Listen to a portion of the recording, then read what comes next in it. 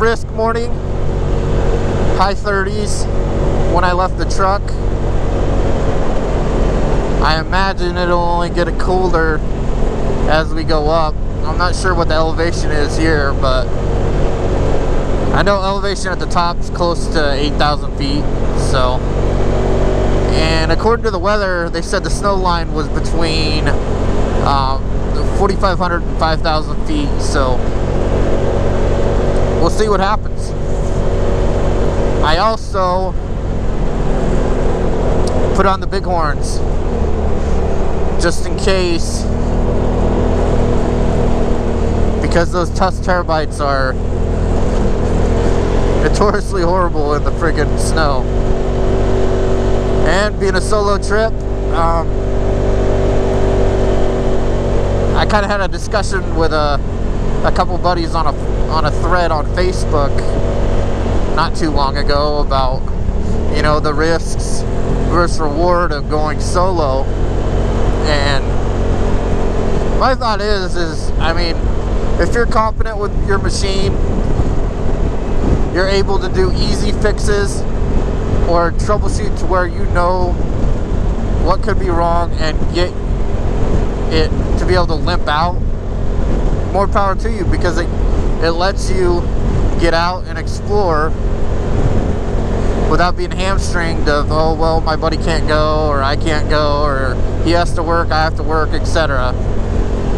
And that just gives you more freedom to get out and ride, put miles on, because before you know it, I mean, a couple months, there'll be a lot of snow up here, and unless you got a snowmobile, you ain't getting through.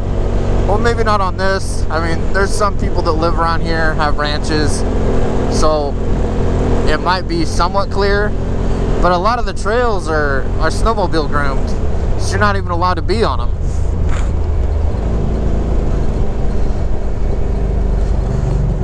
Alright, let's take a look at the map. Anyway, back to what I was saying. It gives you more freedom to go out and adventure,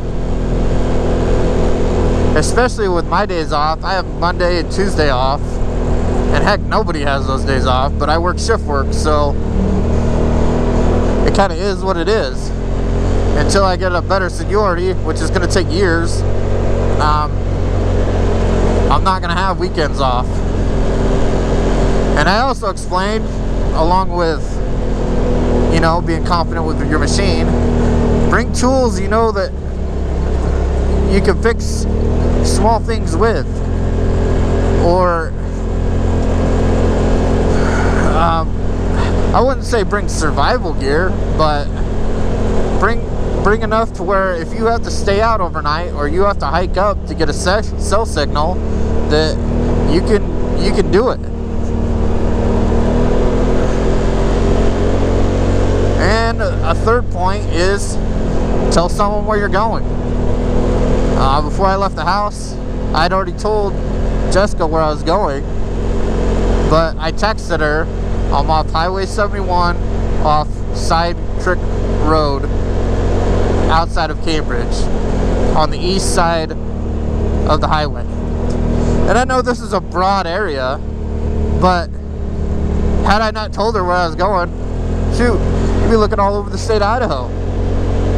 So it narrows it down to where, you know, if God forbid your transmission blows or your motor blows or something that's not fixable and you can't get that motor turned over and you can't get back going, that somebody knows where you're at and they can come looking for you. Or they can send search and rescue, county sheriffs, whoever, so you don't die of exposure up here.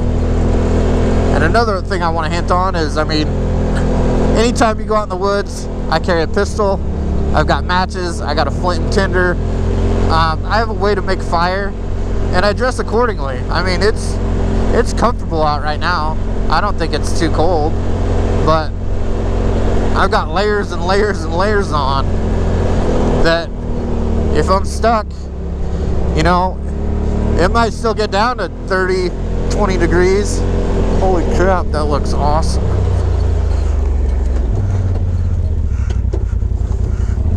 get a shot of this.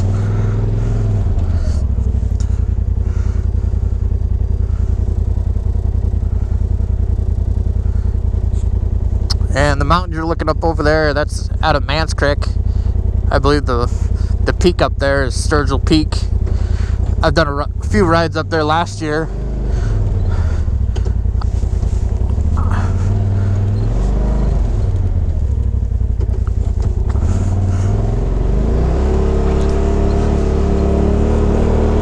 Anyway, moving on.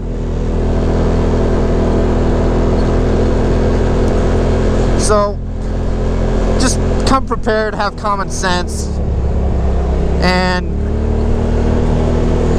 I mean, maybe who I'm speaking to don't have a whole lot of experience out in the woods, or don't have the confidence to go out on their own. And the only thing you can do to overcome that is go do it. I argued, what's the difference between, you know, going up camping in your pickup, you have a trailer, tent, whatever. What's the difference? You don't have cell coverage. Yeah, you might have people around you or nearby, but I guarantee there's people on this mountain. And if I walk down, there's people down here. So I think it all boils down to a self-confidence issue. If you're not comfortable being out on your own, or you're just one of those people that, you know, they don't enjoy going out and doing things on their own, or would rather, you know, it be a social outing, I really don't know what to tell you. I mean, your best bet is to get a buddy who has a machine or a four-wheeler or something and go do it. Because right now I've got maybe a handful of buddies that enjoy doing this. And it's not very often that I go out with them, just because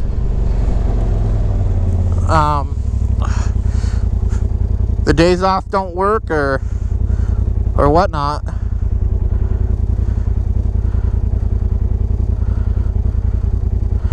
So I think I want to stay on this main road. I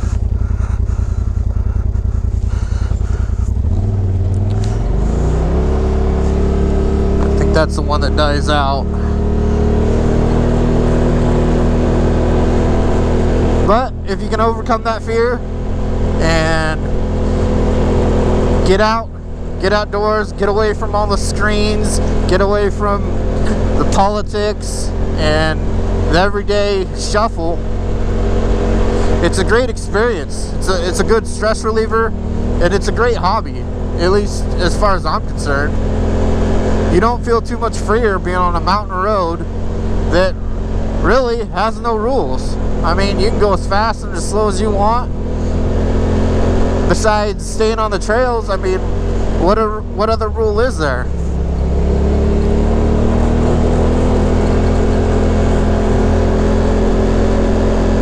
And I know a lot of people, they're not familiar with the area, and I mean, I'm not familiar with everywhere in Idaho. I'll be the first one to admit it. But that doesn't stop me from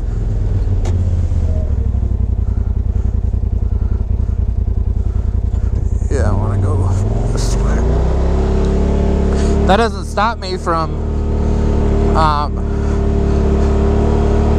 getting on the internet, or getting just on Google Maps and looking at areas that you might want to find interesting, or join groups on Facebook that people have already gone on these rides. They have years of experience, whether it's UTVs, dirt bikes, four-wheelers, Jeeps, years and years of experience, and you can kick back on that and go do it yourself. You know, pick a spot and go explore. Now, it might be not be the, you know, the greatest trail or, you know, highlight worthy, but you have to get out there and experience it and see it for yourself, because looking on a map is completely different from actually being out here, seeing what the road is like, seeing if the road's even open, because I've ran into that probably dozens and dozens of times.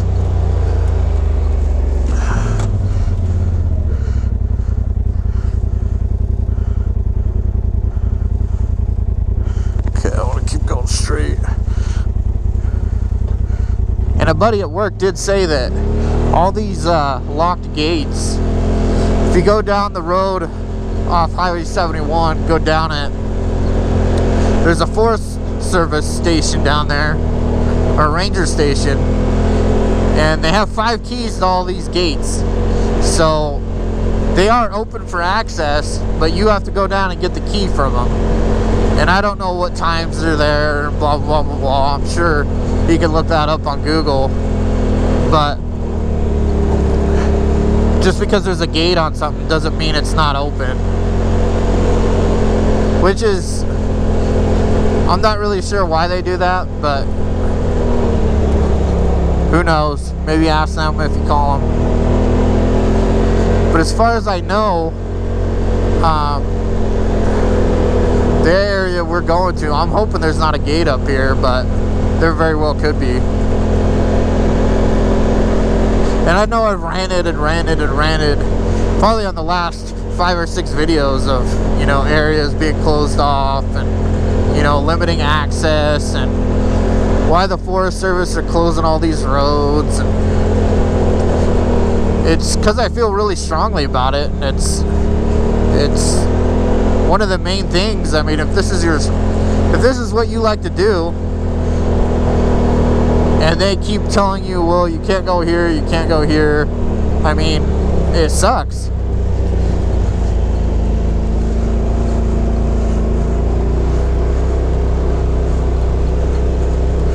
Let's see what this sign says. Nothing.